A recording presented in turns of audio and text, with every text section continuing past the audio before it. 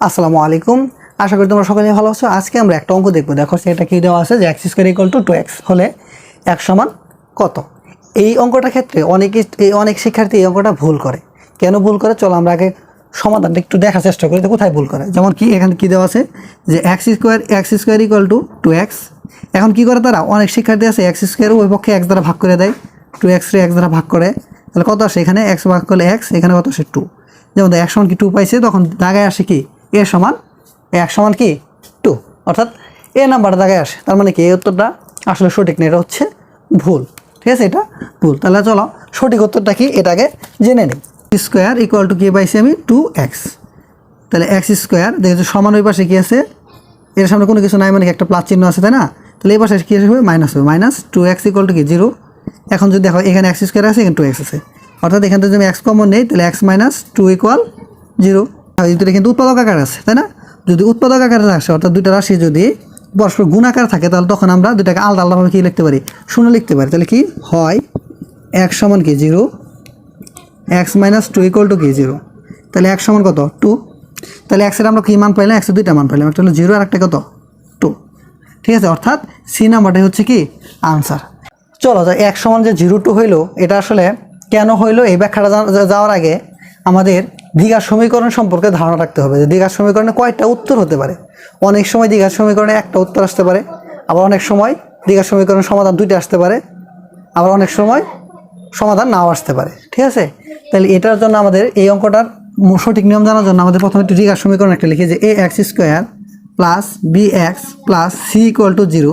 দ্বিঘাত সমীকরণ কেন, দেখো এখানে 2 আছে, তাই না? 2 আছে দ্বিঘাত সমীকরণ। দ্বিঘাত সমীকরণ যদি এরকম থাকে তখন আমরা d সমান লিখতে পারি বি স্কোয়ার মাইনাস 4ac। এখানে বি স্কোয়ারটা কি, বি স্কোয়ারটা হচ্ছে বিটা হইতেছে x এর সহগ, আর এখানে এটা হইতেছে কি x স্কোয়ারের সহগ, আর সি হচ্ছে ধ্রুবক পদ। ঠিক আছে, যদি এরকম আসে যে ডি সমান আমি বের করবো, ডি এটা হলো মূল, মানে একটা সমীকরণে কয়টা সমাধান আসবে, এটা হলো ডি, তাহলে ডি সমান লিখতে পারি বি স্কোয়ার মাইনাস 4ac।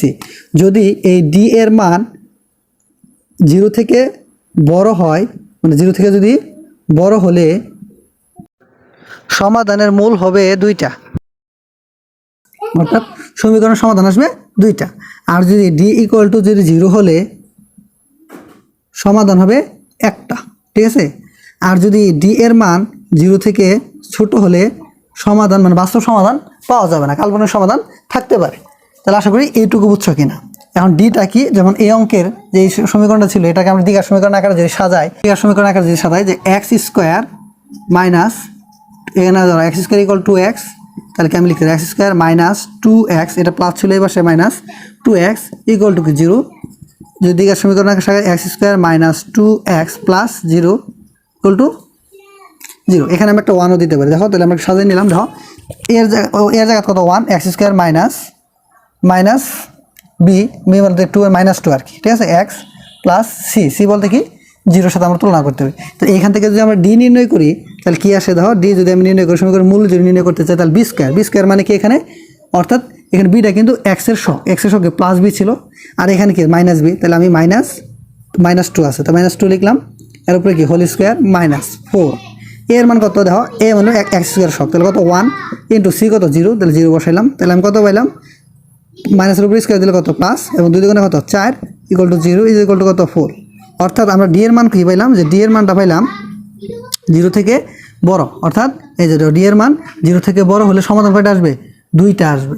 তার মানে এই সমীকরণের সমাধান কয়টা আসবে, 2টা আসবে। এর জন্যই আমরা x square is equal to x, এই যে 2x রে 1 দ্বারা ভাগ করতে পারি না, যদি ভাগ করি তাহলে x এর মান কয়টা পাই, একটা পাই। একটা কত পাইছি, যে 2 পাইছিলাম, তাই না, একটা পাইছিলাম।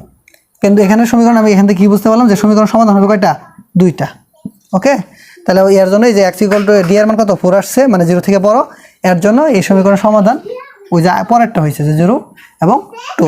এখন তোমাদের মনে অনেকে প্রশ্ন আসতে পারে যে ভাইয়া যে আমরা এই যে অঙ্কটা যে করবো, যে অঙ্কগুলোর ক্ষেত্রে আমরা কি এই যে ডি বের করে এতটুকু সময় আছে, মানে 1 মিনিট একটা সময় পাওয়া যায় একটা নৈবেদিকের জন্য, আমরা কি এত সময় নষ্ট করবো না। এই ক্ষেত্রে তোমরা কাজ করবা কি জানো, সেটা হইতেছে যে এক্স ইকুয়াল টু 2x এরকম যদি থাকে তখন তোমরা অপশন টেস্ট করবা। যেমন কি দেখো এই সমীকরণটাতে যদি আমি 0 বসাইতাম তাহলে কি হতো, 0-র উপর square is equal to 2 into কি 0, তাহলে 0 সমান কি হইতো 0, অর্থাৎ দুই বাক্যে কী হয়েছে সমান হয়েছে, তার মানে এই সমীকরণে একটা সমাধান কত পেলাম 0। এবং আরেকটা কি আমি দেখতে পারি আরও দেওয়া আছে কি 2 দেওয়া আছে, আমি 2 দেই, 2 দিলে কি হবে 2 উপর স্কোয়ার ইকুয়াল টু 2 ইন্টু 2, তাহলে এবার সব 4 এবার সব 4, তার মানে 2 উত্তর নেওয়া যাবে। আরেকটা দেওয়া হয় এখন সেখানে হচ্ছে 2 0 একটা আছে 1, 1 দাও, তো 1 এর উপর square is equal to 2 into 1, তার কত 1 ইন্টু 2, তার মানে এটা হয় না 1 ইন্টু 2 তো কোনো সমান হতে পারে না, 1 আর 2 কোনো সমান হতে পারে না, তার মানে দুইটা সমাধান হলো, একটা হলো 0 একটা 2। তাহলে আশা করি বুঝতে পারছো। যদি আমি ব্যাখ্যা সহকারে এই কারণে করলাম যে আমাদের বেসিকটা আসলে স্ট্রং হওয়া উচিত, ঠিক আছে, এর জন্য আমি ব্যাখ্যা করলাম যে ডি দিয়ে এটা হলো মূল নিয়ম, যেটা ডি দিয়ে করছে এটা হলো মূল নিয়ম। আর নৈবেদিক থাকলে তোমরা অপশন টেস্ট করবে যে বাম পক্ষ এবং ডান পক্ষ সমান হয় কিনা। আশা করি বুঝতে পারছো। x² = 4x হলে x সমান কত কমেন্টে জানাও।